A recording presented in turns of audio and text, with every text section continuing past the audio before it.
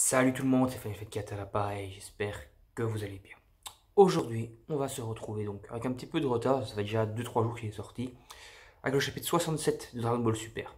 On va voir petit aparté parce que j'avais pas su faire le chapitre 66 quand j'étais malade, etc. Donc je vais faire vite un petit point dessus. Donc Moro s'est fait battre par Son Goku en Ultra Instinct. Toute dernière page, c'est la dernière action du combat, donc dernière page du chapitre 66. Moro se fait vaincre. Beerus et Whis sont convoqués donc par le grand prêtre. On apprendra pourquoi ici dans ce chapitre-ci, pendant ce chapitre-là. Et donc il y a du combat contre Moro qui est donc fusionné avec la planète et Goku Ultra Instinct qui se fait surpasser au final par Moro qui est donc devenu un astre on va dire et qui va donc se faire vaincre grâce à la technique de Vegeta, fusionner avec Goku, c'est-à-dire Vegeta qui va reprendre plutôt de l'énergie pour la donner à Goku et le rendre plus fort, et au final un dernier gros boost énergétique donné par Hoop et son énergie divine aidée par le grand prêtre, ce qui va faire une grosse boost d'énergie divine à Goku qui va lui permettre de vaincre Moro en pétant son joyau et ça va le tuer. Voilà, c'est comme ça qu'ils le battent. Ici dans ce chapitre, donc c'est la conclusion directe. On se retrouve directement au point où Moro s'est fait vaincre. Donc là, ils font un peu, ils sont contents. Ouais, t'as enfin gagné Goku, etc., etc. Puis de ce point-là, on va partir donc vers un banquet de fin d'arc, comme on a pour l'instant. On a l'impression que c'est Astérix le machin. À chaque fois qu'il y a un arc qui se termine, maintenant il y a un banquet. Donc, le banquet ici se fait chez Mister Satan et pas chez Bulma. Donc voilà, le banquet a lieu. Et donc Goku va également ramener le petit Namek, le nouveau chef dont j'ai oublié le nom, sur Namek. Donc voilà, résurrection, tout est réparé, les planètes se font ressusciter, qui ont été bouffées par Moro, tout le monde est content, happy end, gros retour donc à la normalité. Un peu plus tard, donc Goku est appelé donc à la patrouille galactique avec Vegeta, etc. pour se faire un peu donner les honneurs, médaille d'honneur, etc. pour avoir donc sauvé l'univers. Voilà, ils sont félicités, etc. Et on voit donc que Merus est là, et donc on se rend compte en fait donc que Merus a en réalité donc été ressuscité ressuscité on va dire par le grand prêtre, mais sans ce pouvoir d'ange. Donc ce n'est plus un ange, ce n'est plus qu'un simple patrouilleur galactique lambda, on va dire, mais il a eu le droit d'être ressuscité, on va dire, pour les bonnes actions qu'il a fait par le grand prêtre. Donc ici, je trouve ça que ça blesse un peu, parce que du coup, tout ce qui était un peu amorcé sur le fait que les anges sont interdits d'intervenir, bah ça c'est complètement annihilé ici, ça n'a ni queue ni tête, parce qu'au final si un ange intervient, bah c'est pas encore si grave que ça au final, puisque on leur fait, allez top là, pardonne mon gars, bon t'es plus un ange maintenant, mais bon va te balader dans l'univers où t'étais, voilà, tu deviens mortel, mais voilà, t'es en vie, y a aucune, t'inquiète, l'univers n'est pas menacé, rien n'est menacé. Allez, vas-y. En gros, c'est ça, et un peu pour se faire punir quand même d'avoir fait ça, t'as Beerus et le Kaioshin, Neptune, donc le Kaioshin quoi, qui vont devoir un peu servir de dada à Zeno, donc les Zeno vont monter sur leur dos et les utiliser comme chevaux là pour faire youhou dans leur palais. Voilà. C'est un peu débile, on est encore de retour un peu dans de l'enfantilisation, on prend le truc beaucoup trop enfantin je trouve à mon goût, mais bon, voilà, donc au final la partie donc ange conflit éventuellement avec les autres anges et tout pour essayer de sauver Merus qui aurait pu être menacé, ou Whis, ou Beerus ou quoi, c'est complètement annihilé. Donc cet arc n'aura jamais lieu, on en est sûr maintenant, c'est terminé. Voilà, donc c'est un bon arc potentiel bah, qu'ils ont complètement annihilé d'eux-mêmes de façon complètement débile, je trouve. Mais bon, voilà, en tout cas, c'est réglé ce problème-là. Autre problème, entre guillemets, donc les soldats, les membres de l'armée de Moros, donc des patrouilleurs galactiques, ont été donc replacés en prison. Et c'est là que plusieurs membres vont un peu faire des points sur Seven Tree en leur disant ouais mais pourquoi est-ce que Seven Tree n'est pas là. Ils vont leur dire Seven Tree en fait c'est quelque chose qu'ils ont volé, qui était complètement vide à la base, qui s'est en absorbant des gens crée une conscience et tout, et que c'est un danger. Voilà, en gros Seven Tree c'est un danger.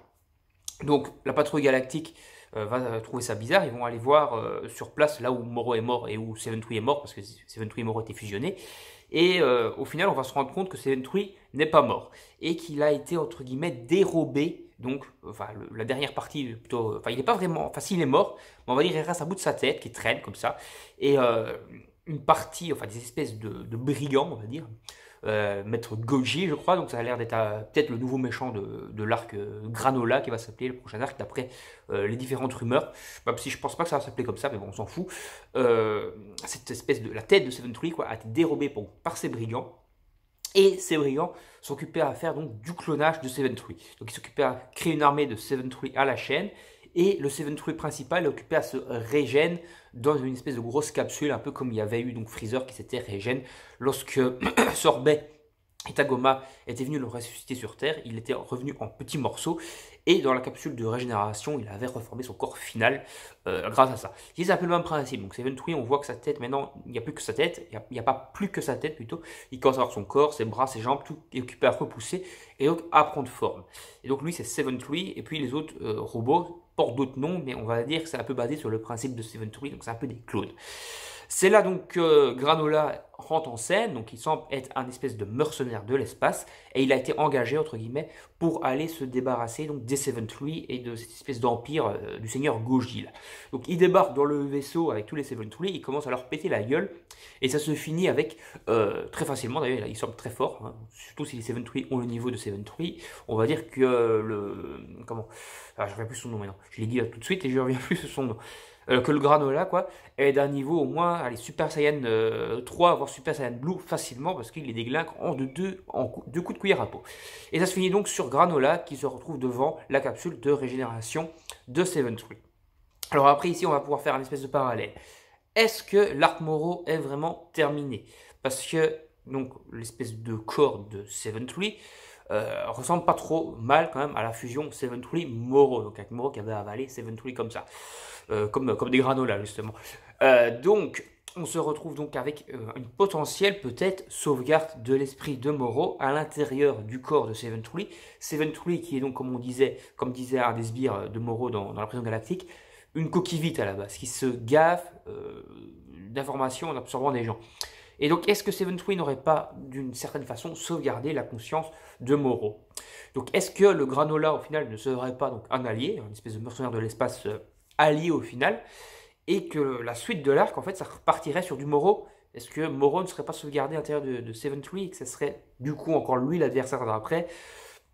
Et que cet arc ne serait en réalité pas totalement terminé? Est-ce que ça serait une espèce de Moro 2.0 qui va peut-être se régler finalement beaucoup plus vite, hein? Peut-être que ce serait qu'un arc de 4-5 chapitres ici, avec pour se débarrasser donc de Seven Tree et donc du Moro sauvegardé en lui. Voilà, ça pourrait être intéressant, ça permet de faire pas mal de petites théories. Mais du coup, si c'est le cas, de 1, on a annihilé totalement l'arc combat contre les anges. Et ici, on serait toujours dans l'arc Moro, donc qui durerait encore 4-5 chapitres, qui serait une espèce de nouvel arc, mais 2.0, on va dire, de l'arc Moro. Et bah, ça ferait trop long, parce que alors pour moi, l'arc Moro, il va faire quoi? Il va faire 7-8 tomes. Et je trouverais que ça serait un peu long. Parce que du coup, après, on va partir sur quoi? Un arc Freezer? Oui, parce que comme je le dis depuis plusieurs vidéos, pour moi, il faut un arc Freezer. Parce qu'avoir ressuscité Freezer et lui faire montrer qu'il faisait un empire et tout à nouveau, et qui est toujours entre guillemets assez maléfique, si tu as montré ça, c'est pour qu'ils en fassent quelque chose avec. Bon, après, ça serait peut-être annulé comme un vieux soufflé, comme ils ont fait avec les anges. Mais bon, j'espère pas, j'espère quand même qu'on va pas avoir un Freezer qui va devenir d'un coup super gentil, il va débarquer sur Terre. Salut Goku, on va bouffer des bonbons ensemble. Non, il faut arrêter de déconner. En parlant de bonbons, donc, le grand Kyojin a tout simplement redisparu de près de Hoop dans ce chapitre. Il est revenu donc sur le palais de Dende et il est redevenu en mode Bougoro. Et voilà, ça explique donc la fin entre guillemets de Dragon Ball Z, donc avec le tournoi. Pourquoi Boo est toujours Boo et pas le grand Kyojin? Voilà, il reprend l'apparence de gros Boo. Pareil pour Hoop, t'as juste Vegeta qui dit d'où elle venait la grosse masse d'énergie, et Goku qui fait ouais je sais pas trop, et Hoop qui fait ah c'était qui le gars qui m'a dit de lancer de l'énergie machin, il reste dans son village paumé et plus personne n'en a rien à secouer de lui. Donc voilà, bon ça permet entre guillemets de pas annuler la fin de Dragon Ball Z, donc c'est bon, Hoop personne ne le connaît, il va débarquer au tournoi, ce sera la première fois qu'on le verra, enfin que la Z-Team le verra, mais je trouve ça un peu complètement débile quoi, parce que que ce soit un Goku ou un Vegeta, s'ils avaient capté une aussi grosse masse d'énergie divine qui vient de la Terre, bah, ils auraient cherché à savoir c'était qui, quoi. Là, c'est un peu aberrant, on dit, bah, c'est bon, on va laisser le gars dans son village, tranquille, on s'en fout. Bon, c'est un peu con. Donc voilà, donc on va s'arrêter ici pour cette vidéo. Donc, est-ce que l'arc Moro est fini? Est-ce que l'arc Moro est pas fini? C'est pas vraiment. En tout cas, un méchant de l'arc Moro est toujours vivant. potentiellement futur méchant de cet arc, potentiellement de nouveau Moro du coup, puisqu'il pourrait être sauvegardé dans l'esprit de Seven Tree. Ça aurait été, d'ailleurs, ça aurait été malin de la part de Moro, hein, puisqu'il bouffe Seven Tree pour absorber son énergie et se transformer donc en, on va dire en Super Moro, hein, sa forme avec ses cornes et tout. Ça aurait été intelligent de se dire, je laisse une partie de Seven Tree au sol, ou je laisse une partie de Seven Tree, où je sais que Seven Tree ne mourra pas même si je perds, et je sais que Seven Tree, justement, c'est un androïde, et que potentiellement, même dans 1000 ans, il risque d'être réparé, de se réveiller, et donc si je sauvegarde une partie de mon esprit dans ce robot, il y a peut-être une chance que je puisse revenir à la vie, même si je perds. Voilà, ça aurait été intelligent de la part de Moro, et donc au final, ça n'aurait pris peut-être, je crois, d'après ce que j'ai lu dans le chapitre, que quelques mois pour que Seven Tree soit réparé. Donc, Moro va peut-être potentiellement revenir à la vie d'ici quelques mois. Après, est-ce que ça va pas être un truc justement, on va avoir donc le granola, on va peut-être voir que Moro, au final, est toujours vivant, donc dans le corps de Seven Tree. On va voir que Granola, il va péter la gueule en 2-2 à Moro, et on va peut-être se rendre compte que Granola, il est peut-être pas si gentil que ça, c'est peut-être un méchant. Et ce méchant qui aura pété littéralement facilement la tronche à l'ancien méchant de l'arc précédent. Ça pourrait être intéressant parce que du coup, ça montrerait en fait que le Granola, ben, c'est les bails au-dessus, quoi. Ça veut dire que le Moro, il était dangereux, mais le Granola, il lui a éclaté la gueule, il lui a fait une fessée comme un nouveau-né. Et voilà, tu vois, c'est les bails supérieurs, il faudra trouver un moyen pour le vaincre parce qu'il est encore plus puissant que Moro. Ça pourrait être intéressant. Bon, allez, on va arrêter de débattre pendant des heures sur le chapitre. Pour moi, c'est possible que le Granola il soit gentil et que le Moro il soit encore vivant. Ça serait un peu con, je trouve, comme je vous l'ai déjà dit. Mais bon, on va s'arrêter là. Allez. Laissez-moi dans vos idées de commentaires sur le chapitre. Donnez-moi dans les commentaires ce que vous avez pensé du chapitre, vos idées pour la suite plutôt. N'hésitez pas à vous abonner et activer la petite cloche pour ne rien manquer, à liker et partager la vidéo sur vos réseaux sociaux. Et on se retrouve donc pour des prochaines vidéos. Salut tout le monde, à la prochaine. Et faites pas attention à ma tronche de cul, entre guillemets, depuis plusieurs vidéos. Je suis toujours dans le mal, on va dire.